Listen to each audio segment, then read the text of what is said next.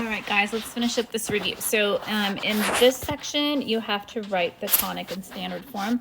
And hey, big idea to know what it is before you actually write it. So if I look at this one, I'm going to look at my squared terms. And I notice that one of them is negative, which means this is a hyperbola.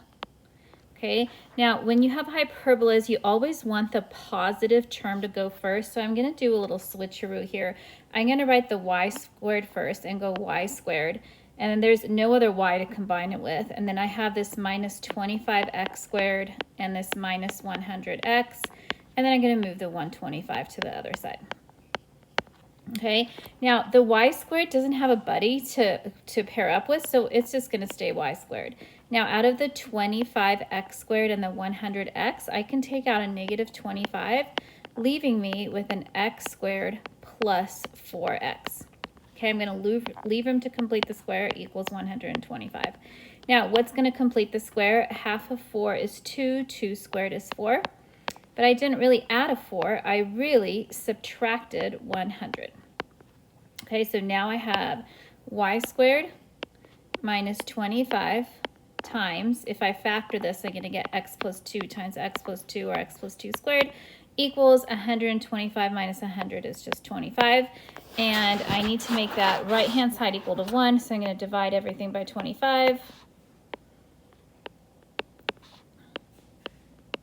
Leaving me with no room to write the answer, but I'm going to try. So this is going to be y squared over 25 minus the 25's cancel out. I'm going to get x plus 2 squared over 1 equals, and then 25 over 25 is 1. Okay, so that's a hyperbola. Just a little bit of review because the y goes first. This is going to be an up and down hyperbola, so it's going to look something like that. Okay. All right, let's look at 15. Again, I want to know what this thing is first. So if I look at the squared terms, I notice that their coefficients are exactly the same. This means we have a circle on our hands. So let's go ahead and group our x's. So I'm going to write a little bit smaller this time. So I'm going to have x squared plus 6x. And then plus y squared, group the y's, minus 2y. And I'm going to take this plus 9 and throw it on the other side, equals negative 9. Okay, now let's try to complete the square here. There's nothing to factor out of the x's. So I'm going to have x squared plus 6x. If I complete the square, half of 6 is 3. 3 squared is 9. Let's go ahead and do the y's. So I have, again, nothing I can factor out of the y. So I'm going to have y squared minus 2y. If I complete the square on this, half of 2 is 1. 1 squared is 1. And then this equals negative 9. And the 9's really a 9, the 1's really a 1, so I'm going to go ahead and compensate for those on the other side. Now, when I factor this right here, I'm going to get x plus 3 times x plus 3, or x plus 3 squared. When I factor this one, I'm going to get y minus 1 times y minus 1, or y minus 1 squared, equals, and then I have negative 9 plus 9 cancels out, and this equals 1. Now, you guys remember, a circle does not have to equal 1. It can equal whatever on the right-hand side. There just can't be fractions underneath the x's and the y's, so here is my circle. All right, number 16. Okay, what is this? If I look at the 4x squared and the 4y squared, hey, they have the same coefficients. I have a circle again. Well, that's boring, but it's okay. Let's do this. So I'm going to group the x's together. So I'm going to have 4x squared minus 20x. And then plus, group the y's together, 4y squared minus 32y. Throw the 81 on the other side, which equals negative 81. Okay, now out of this, I can factor out a 4. So I'm going to be left with x squared minus 5x. Okay, that's kind of gross, but I'm just going to go with it. Plus, if I take a 4 out of here, I'm going to be left with 4 times y squared minus 8y. And then equals negative 81. Now let's complete the square. Now you guys, on the test, I'm not going to do this to you because it's awful, but I'm going to go ahead and do it here anyways because I don't feel like changing it. Half of 5 is 5 over 2. If I square that, I'm going to get 25 over 4. Yeah, that's pretty gross. So let's go ahead and do that. Plus 25 over 4. And then on this one, half of 8 is 4. 4 squared is 16, so that's a little bit better. Now, what did I really add? I didn't add a 25 over 4. I added a 25 over 4 times 4, so I really just added a 25. So in a way, that's not too bad. Now this guy right here, 4 times 16. If you don't know how to do that on the right here. 6 times 4 is 24. Carry the 2, which is going to be 64. So I need to add a 64 on the other side. Okay, now how does this factor? Please don't panic here. So this is 4 times. And then what multiplies to make 25 over 4 and adds to make -5? Well, that's just going to be -5 over 2. So you're going to have x minus 5 over 2 squared. You guys, I will not do that to you on the test, so please, again, do not panic, okay? If you have, hang on a sec, let me make sure that actually works. Is that 5x? 5 over 2.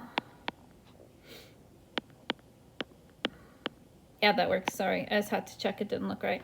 Okay, and then plus 4 times y squared minus 8y plus 16 factors to y minus 4 times y minus 4, or y minus 4 squared. And then this equals, okay, let's figure out what this is. So this is -81, and then 25 plus 64, that's 89. Okay, so let's fix this up a little bit more. 4 times x minus 5 over 2 squared plus 4 times y minus 4 squared equals a -81 plus 89 is just an 8. Okay, now look, I know that this thing is a circle. I cannot have numbers in front of those parentheses. So that means somehow I need to get rid of this 4 and that other 4. So how do we do that? We just divide everything by 4. So I'm going to divide this by 4, this by 4, this by 4, leaving me with x minus 5 over 2 squared plus y minus 4 squared equals 8 over 4, which is 2. All right, so you guys, look, there's definitely something like that on the test, but it will not have these fractions, okay? So you don't have to worry about that. When you're completing the square, it'll come out really pretty. All right, now what do we have here, okay? So here I have only one y squared. I don't have an x squared. So when only one of the terms is squared, I have a parabola. Okay, and you guys remember there's two different forms of a parabola. There's the y equals a times x minus h squared plus k. That's the up and down parabola. And then there's the x equals a times y minus k squared plus h. That's the sideways parabola. So which one is this one? Well, the best way to tell is who's getting squared, okay? The y is the one that's getting squared. The y is the one that's getting squared in here, so it has to be this, okay? So I want to get that x all alone. So let's see what I can do here. So what I'm going to do first is group my y's together. So I'm going to have y squared plus 10y. And I'm going to throw everything else on the other side. So I'm going to go throw this on the other side. It'll be a -x. Throw this on the other side. It'll be a -26. Now I'm going to go ahead and complete the square here. So I'm going to have y squared plus 10y. And then if I complete the square, half of 10 is 5. 5 squared is 25. And that equals -x minus 26. I have to compensate on the other side, so add a 25 as well, okay? Now, when I factor this right here, you're going to have y plus 5 squared equals -x, and then -26 plus 25 is -1, okay? Now, all I have to do is get this x all by itself, and then I'm done. So first I'm going to add 1 to both sides, giving me y plus 5 squared plus 1 equals -x. So I just literally moved this guy to the other side. And now I need to divide by this negative to get the x all by itself. But I need to make sure I divide everything by -1. So this is going to be negative y plus 5 squared minus 1 equals x. All right. Okay, now for these guys, find the equation of the ellipse whose foci are 5, -1, and 5, 5, and the length of the minor axis is 12. Hey, on the test, there will be something like this, but I will actually give you a graph where you can sketch it out and see what the heck is going on. So let me draw one here.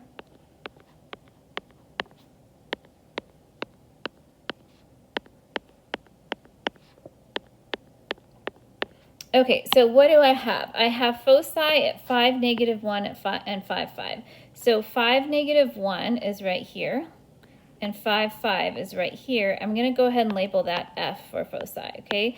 And then it says the length of the minor axis is 12. Well, the first thing that I know is that in an ellipse, the foci have to live on the major axis, right? So there's the major axis, okay? And then let's find the center of this guy really fast. So the center, I'm gonna guess it's like right here. Let me do it with actual marker, not a highlighter, sorry. I'm gonna guess the center's right there, but let's count and make sure that's right. So this is 1, 2, 3. And this one's 1, 2, 3, yeah. Okay, so that center here is at 5, 2. Okay, so I have the center is at 5, 2, which means that this is my H and this is my K. All right, now it says the length of the minor axis is 12. So the minor axis, oh my gosh, this thing has to be really big. If the minor axis is 12, here, let me do a highlight for that. Okay, that means that this thing right here has to be the minor axis. If that's 12, that means it has to go 6 in each direction, right? And this may not be drawn to scale, but it doesn't really matter. So I know that this right here has to be 6, and this right here also has to be 6, okay? So let's see if we can put this thing together. So what is the formula for an ellipse? So I know that's going to be x minus h squared over a squared plus y minus k squared over b squared equals 1.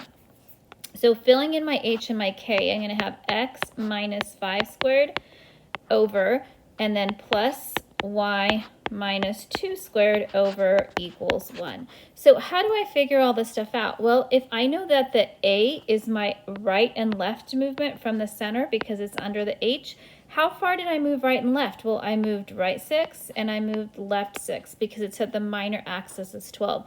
So the A has to be 6, which means that A squared is going to be 36. Okay, now what about the y? How far up and how far down did I move? That's my b value.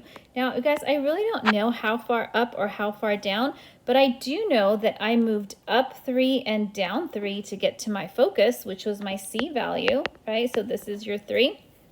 So I'm going to use my formula to figure out what the b value equals, okay? And I know that the a value is smaller because the b is the major axis. So I'm going to go ahead and write c squared equals b squared minus a squared.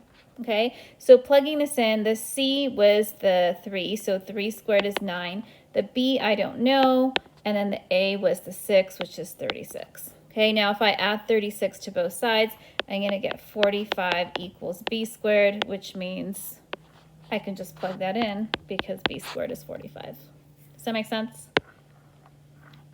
So there's that guy. Draw it out and see what you have, okay? All right, write an equation of the following. Well, you guys, this is an ellipse. The center looks like it's right here, okay? So my center, kind of label this out. The center is at 2, -1. This is your h, this is your k. Your right movement is, let's see, 1, 2, 3, 4, 5.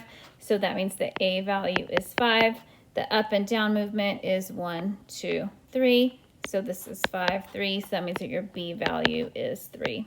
Okay, now just plugging everything in, I'm going to have x minus h squared over a squared plus y minus k squared over b squared equals 1. So there is your ellipse. Okay, now let's look at this guy. Okay, so this is a hyperbola. Okay, you guys remember for a hyperbola, it's either going to go x goes first or y goes first. Because this goes sideways, the x is going to go first. So this is going to look like this. X minus h squared over a squared minus y minus k squared over b squared equals 1. Okay, let's start with the center. The center is right here, which is at -3, 0. So -3, 0 is the center. This is your h, this is your k. Let's go ahead and plug that in. So I'm going to have x plus 3 squared over minus, and then y minus 0 squared over equals 1. Now all I need to do is find the a's and the b's.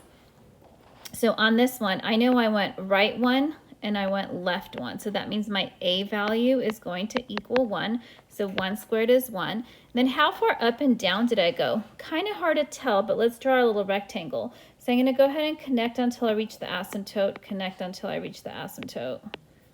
So that tells me how far up and down I went. It shows that I went up 2, down 2. So my b value is 2. This is b. That means b squared is 4. So this is my hyperbola. Okay, so there we have it. There's the rest of the review. I'll see you guys tomorrow.